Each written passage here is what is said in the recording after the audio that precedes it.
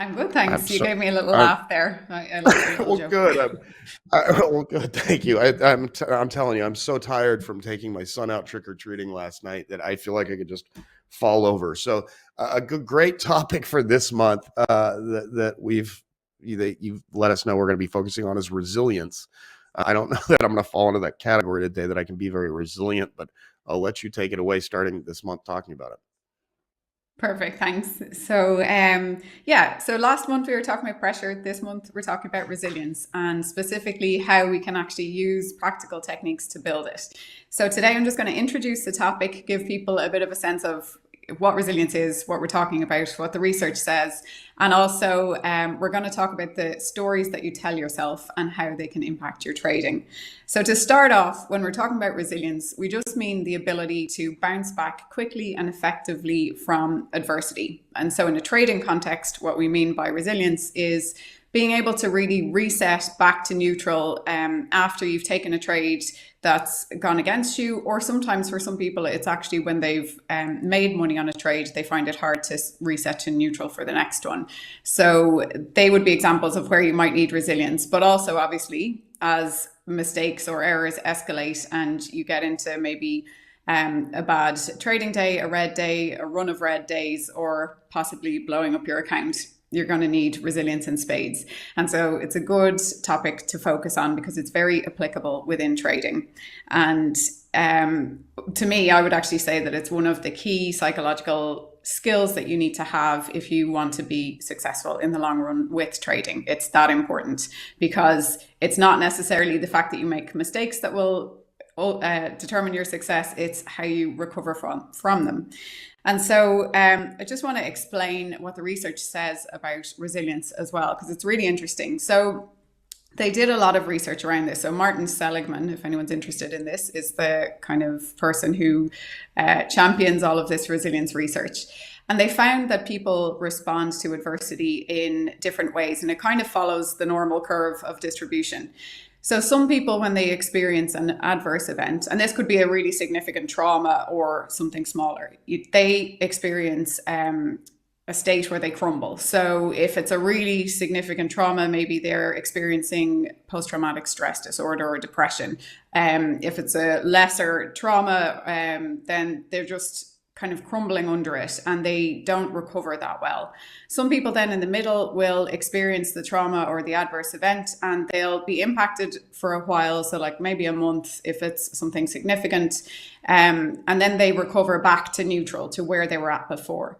But really interesting, some people actually experience post-traumatic growth. So people go through an adverse event and they come out stronger than they were before they ever met the event. And there's research to show that this happened people in relation to September 11th. So some people who experienced that as a really significant trauma actually developed skills and a different outlook on life and ended up being stronger as a result of it. And the research shows this.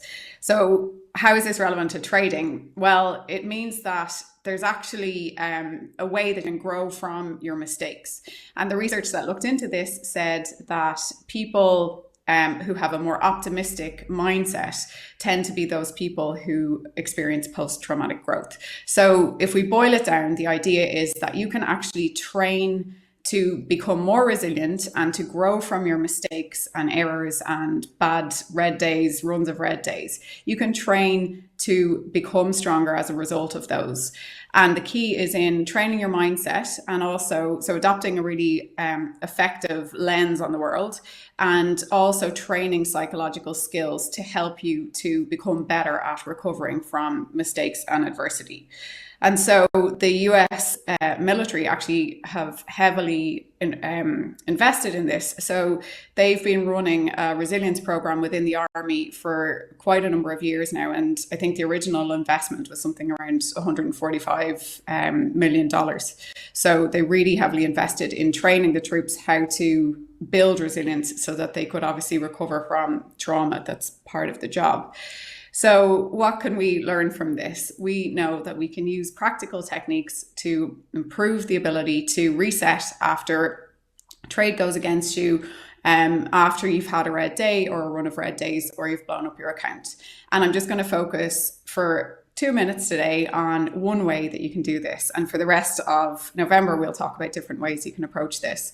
But what I want to speak about today is the idea of the stories that we tell ourselves and how they can determine how we recover or don't recover after a mistake. And so it's a really common thing that people experience some sort of mistake, error, or adverse event. And then it's not the experiencing of it that's the problem. It's how they interpret that. So the story they tell themselves about that event, that's what will actually determine how long or how significantly that event impacts them afterwards. And there were studies done that talk about learned helplessness. So this idea that they did it on people and they did it on animals and exposed them to a sound that was really irritating, really high-pitched sound. And in some of the conditions, the people or animals couldn't turn the sound off. And then they changed the conditions so that people actually could turn the sound off. But because they had become so used to not being able to do it, they didn't even try. So the idea is that in these conditions, these people developed the sense that they had no control over the adverse event. So they stopped even trying to control it. They just accepted their fate. And so that's a lens that they chose to look through the world at. And people can apply this in their trading. So let's say you have a trade go against you, and then you take the perspective or the lens, or you tell yourself the story that I've no control over this. I always do it. I always deviate from my rules. And, that means that this is going to be a really bad day. It's going to be a red day.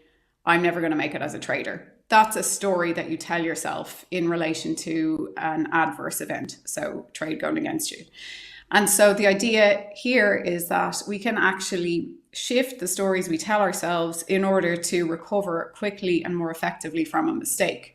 And how do you do that? So the first step is to catch yourself telling yourself the story. So try and disrupt that automatic process. And then when you've caught yourself and you have an idea of what the story is, so in this case, this is going to be a really bad day because the first trade went against me and I'm never going to make it as a trader.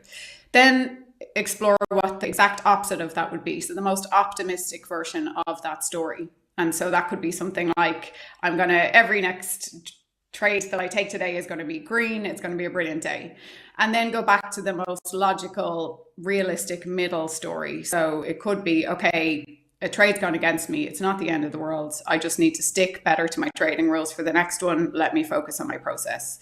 And so if you can catch yourself telling yourself those stories, you can choose a much more effective and appropriate action for your next trade or your next trading day. And you can stop yourself from adopting that lens that is actually going to create the results that you don't want to happen. So just one way of addressing resilience and building resilience in your trading and recovering more effectively from mistakes.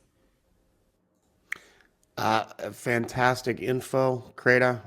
I agree. One of the most important aspects of traders' personality is their resilience. So much appreciated. And if you want to go back, guys, and listen to this, we will have Créde. We've started a playlist that has all these on there that you can go back and look at them if you want to dig in again and listen again. So thank you.